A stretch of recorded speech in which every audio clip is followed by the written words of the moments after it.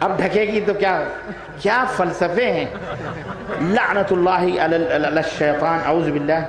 یہ شیطان دیکھو کیسی کیسی راہیں دکھاتا ہے. یا یہ جس بھائی نے لکھا ہے اللہ سے توبہ کرو، ہے نا.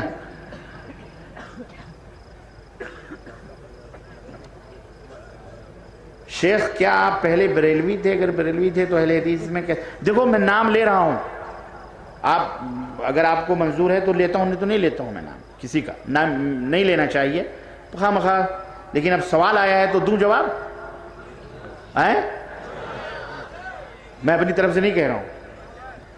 ہاں نہیں تو کل کو کوئی کہتے ہیں کہ ہمارے لوگ میں کچھ لوگ ایسے ہوتے ہیں جو کہتے ہیں اے یار مولوی لوگ بول بال کے چلے جاتے ہیں، ہم لوگ مصیبت میں آئے. پتہ مصیبت کی کون سی بات ہے بھائی؟ اللہ تعالیٰ نہ جانے کس کو ہدایت دے. جی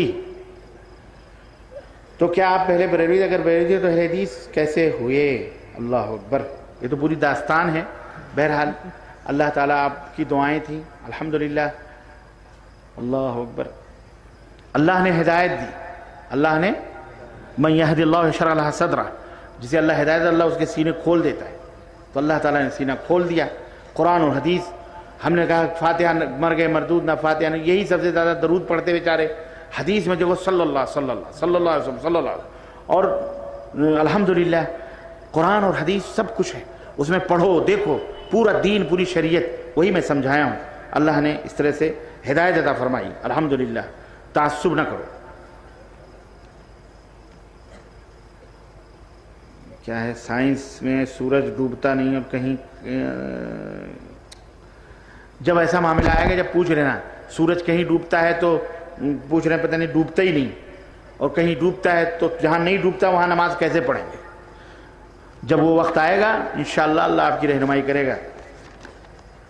مسجد کے اندر میت کو دفن کرنے یا کسی ایک نیک صالح کے پاس مسجد جانے کا کیا حکم ہے؟ نیک و صالح کی قبر کے پاس مسجد بنانے کا کیا حکم ہے؟ حرام ہے. حرام ہے. اس مسجد میں جس میں میت دفن ہو اس میں نماز پڑھنا حرام ہے. اور ایسی جگہ جہاں مسجد قبر کے پاس بنائی جائے اس نیت سے کہ صاحب قبر یہاں ہے، اس کی برکت ہوگی، دعا ہوگی، یہ ہوگا، یہاں بھی حرام ہے. ایسی جگہ بھی نہیں جانا چاہیے.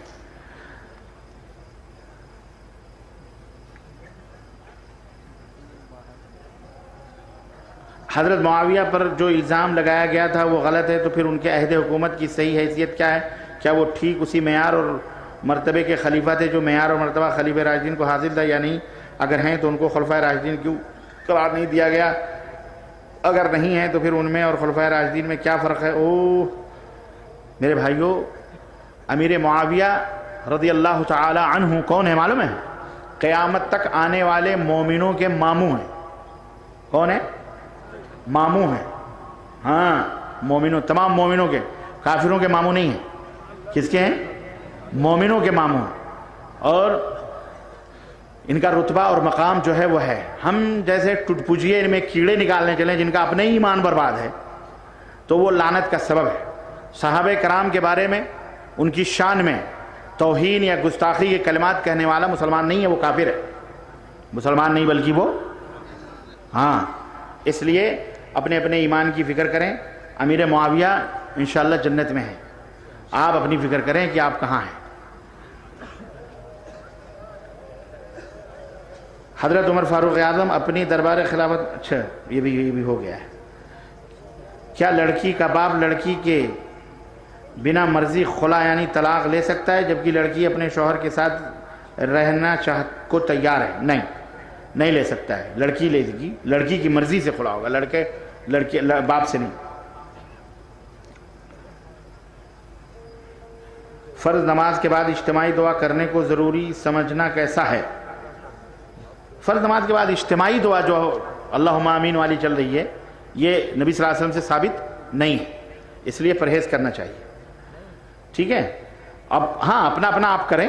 اللہ سے آپ کو کیا کیا مانگنا ہے آپ مانگیں. امام کو کیا معلوم؟ امام کو کچھ اور مانگنا ہے، آپ کو کچھ اور مانگنا ہے. وہ اس کی دعا پہ آمین کہے جا رہے ہو، وہ تو پا رہا ہے، تم محتاج بیٹھے ہو تو نقصان اپنا کیوں کر رہے ہو؟ تو اجتماعی دعا ہاتھ اٹھا کر مانگنا درست نہیں ہے کیونکہ نبی سے ثابت نہیں. کیا رکوع کو پا لینا نماز کو یہ آپ مشائخ سے پوچھ لیں. یہ یہاں یہ مسئلہ نبی صلی اللہ علیہ وسلم کی وفات کے تعلق سے ہے. اگر آپ صلی اللہ علیہ وسلم کی وفات ہوئی ہے تو آپ کے نماز جنازہ کس نے پڑھائی؟ کسی نے نہیں پڑھائی، سب نے پڑھی ہے. 10 آدمی جاتے تھے حجرے مبارکہ میں اور جنازے کی نماز واپس آتے تھے. اس سلسلے میں مولانا صفی الرحمن مبارک پوری رحمۃ اللہ علیہ کی کتاب الرحیق المختوم آپ پڑھیں. پیدائش سے پہلے پیٹ میں مرے ہوئے بچے کی نماز جنازہ کا کیا حکم ہے؟ واللہ پڑھ لیں، کوئی حرج نہیں ہے اگر وہ مکمل ہے، روح آ گئی ہے. بعض اہل علم کہتے ہیں کہ روح آ گئی ہے تو خلاص، وہ مر گیا پیٹ ہی میں، پھر پیدا ہوا تو پڑھ لینا چاہیے. صدقہ فطر کب سے کب تک جمع کرنا ہوگا؟ اور رمضان قریب آ گیا کیا؟ بہت ٹائم، جب ٹائم آئے گا جب پوچھنا. بکرے کی قربانی کا کیا حکم ہے؟ اب یار یہ بھی سوال ہے. بکرا اگر صحیح سالم ہے، تندرست ہے، کنکٹا، آنکھ کا اندھا، سینگ کا ٹوٹا، لنگڑا نہیں ہے، بیمار نہیں ہے تو جائز ہے، اور دانتا ہو، ٹھیک ہے.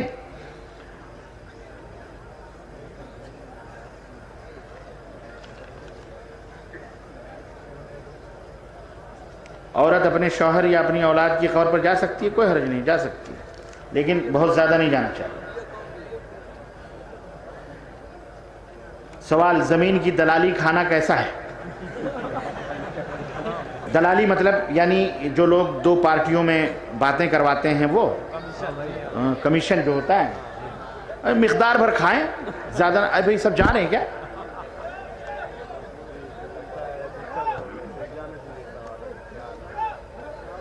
اگر آپ لوگوں جا رہے ہو تو ٹھیک ہے، سوال جواب بند کر دیتے ہیں، بس تھوڑا سا ہے. تو زمین کی دلالی بولے تو یعنی جو کمیشن ہوتا ہے کوئی حرج نہیں ہے اس میں، لیکن جھوٹ نہ بولے، کھا لے، کوئی حرج نہیں ہے، اس کی کوشش. زندہ مچھلی کانٹے میں مچھلی کا شکار کرنا کیسا ہے؟ واللہ مجھے نہیں معلوم ہے. یہ جائز نہیں ہے.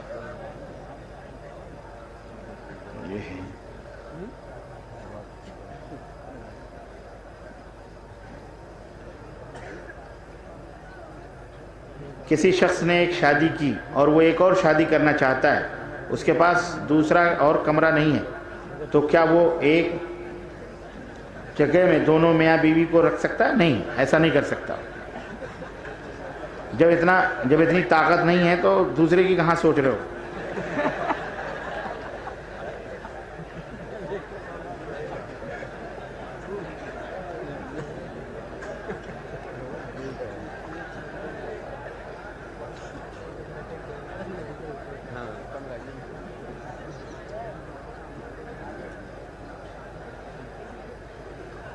یہ ایک بھائی نے سوال کیا کہ قرآن میں 2 دریاؤں کا ذکر ہے، ایک ساتھ بہنے کے باوجود ان کا پانی ایک دوسرے میں نہیں ملتا ہے.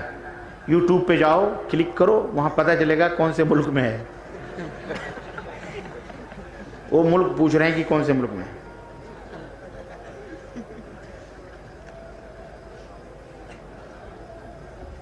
حضرت سلیمان سے جو چونٹی مخاطب ہوئی وہ مذکر تھی یا مؤنث تھی؟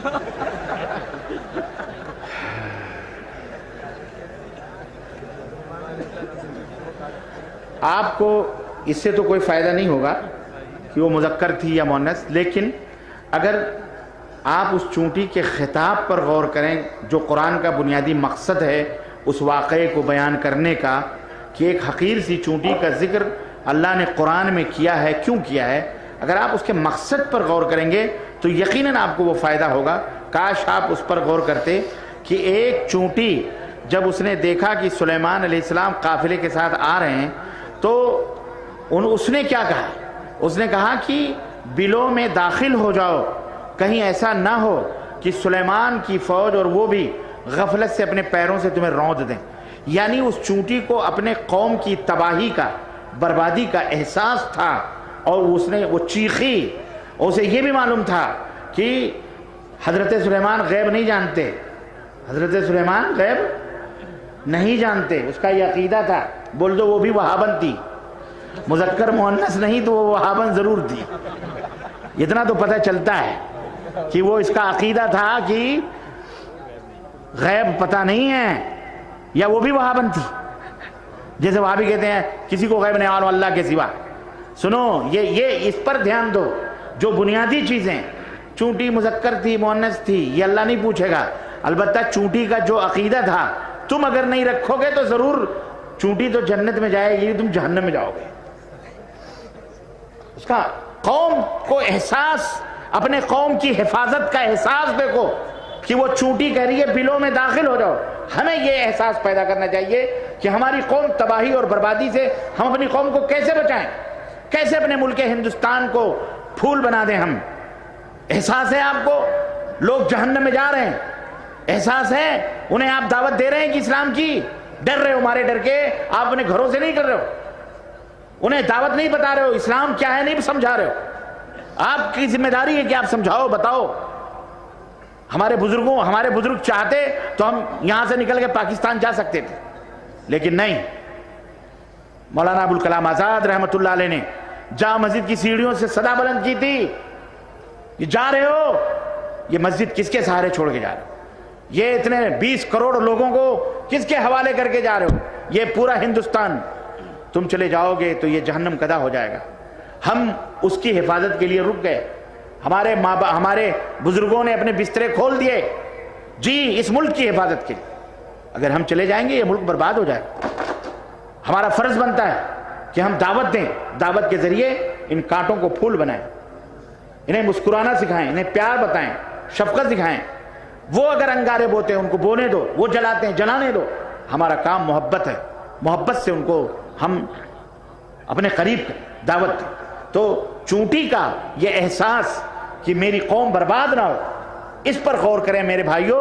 انشاءاللہ آپ کو چونٹی کا فائدہ ملے گا انشاءاللہ. کیا کسی کمپنی میں ایک مشت رقم جمع کر کے ہر ماہ نقد رقم کی صورت میں بطور منافع لیا جا سکتا ہے؟ بے شک لیا جا سکتا ہے. اگر سود کے اوپر وہ کمپنی نہیں چل رہی ہے، سودی کاروبار نہیں ہے، اور وہ پرفیکٹ منافع، پرفیکٹ یعنی بندھا یا فکس منافع نہیں ہے، بلکہ منافع گھٹتا بڑھتا ہے، کبھی 1000، کبھی 2000، کبھی 4000، کبھی 1000، ایسا گھٹتا بڑھتا ہے، تو یہ جائز ہے. شرط یہ بھی ہے کہ وہ کمپنی سودی کاروبار نہ کرتی ہو تو. لیکن اگر سودی کاروبار ہے، فکس بھی ہے نہیں بھی ہے، بہرحال وہ حرام. دعوت و تبلیغ یا سند فارغ التحصیل کے لیے ضروری اور غیر سند شخص کے دعوت و تبلیغ کے لیے علم ضروری ہے نا، علم ضروری ہے، اور وہ علم آپ حاصل کریں انشاءاللہ تبارک و تعالی. کیوں؟ پہلے علم، پھر عمل، پھر دعوت، یہ 3 مرحلے ہیں. سورہ العصر میں آپ کو دیکھیں تو پتہ چلے گا. نبی صلی اللہ علیہ وسلم نے کس بچے کو لے کر نماز پڑھی؟ کیا مولانا ظفر عدیل صاحب نے بیان کیا حدیث کی روشنی؟ بالکل. حضرت امامہ تھیں جو ناب کی نمازی تھیں وہاں، تو اللہ کے نبی صلی اللہ علیہ وسلم نے حضرت امامہ کو کندھے پہ بٹھا کے پڑھی تھی نماز. شیخ سے معذرت کے ساتھ میں نے جواب دے دیا. کہاں گئے شیخ؟ جب ہر بدعت گمراہی ہے تو تراویح کی جماعت بھی گمراہی ہے. اعوذ باللہ، استغفر اللہ. اللہ کے نبی نے 3 دن پڑھی ہے، 3 دن. بدعت وہ نہیں ہے، کہنے والا بدعتی ہے. مگنی کرنا کیسا ہے؟ اور میں اپنی خلیری بہن سے محبت کرتا ہوں اور اس سے شادی کرنا، اور مگنی نہیں ہوئی، اور اسے بات مگنی نہیں ہوئی. آپ اپنے ماں باپ کو کہیں کہ خالہ کی بیٹی سے ہماری شادی کرا دو. یہ محبت اسلام میں نہیں ہے، یہ حرام ہے، ناجائز محبت ہے یہ. اور ہمارے ہندوستان میں تو اب ایسا بھی باقاعدے چلا ہوا ہے جناب، مسلم لڑکیاں کالجز یونیورسٹیز میں غیر مسلم لڑکوں کے ساتھ بھاگ رہی ہیں، گھوم رہی ہیں، ٹہل رہی ہیں. اعوذ باللہ، استغفر اللہ. اب یہ دن آ گئے ہیں ہماری بے غیرتی کے. ارے وہ مسلم ہو یا غیر مسلم ہو، کیسے وہ گھومتی ہے، کیسے وہ جاتی ہے، اس کی فکر ہم کو کرنی ہے. یہ جو موبائل بچوں کے ہاتھوں میں، آپ ذمہ دار، کلکم راعٍ و کلکم مسئول عن رعیتہ. آپ کی ذمہ داری ہے کہ ان موبائلوں میں چیک کرو کیا کرتے ہیں بچے. صبح سے لے کر شام تک گلی میں کوچوں میں جدھر دیکھو کوئی بائک پہ بیٹھا ہوا، کوئی سائیکل لیے، کوئی بجلی کے کھمبے کے نیچے بیٹھا ہوا ہے، کوئی کہیں بیٹھا ہوا. یہ سب کیا ہو رہا ہے؟ یہ ہماری ذمہ داری ہے، ہر ماں باپ کی ذمہ داری ہے.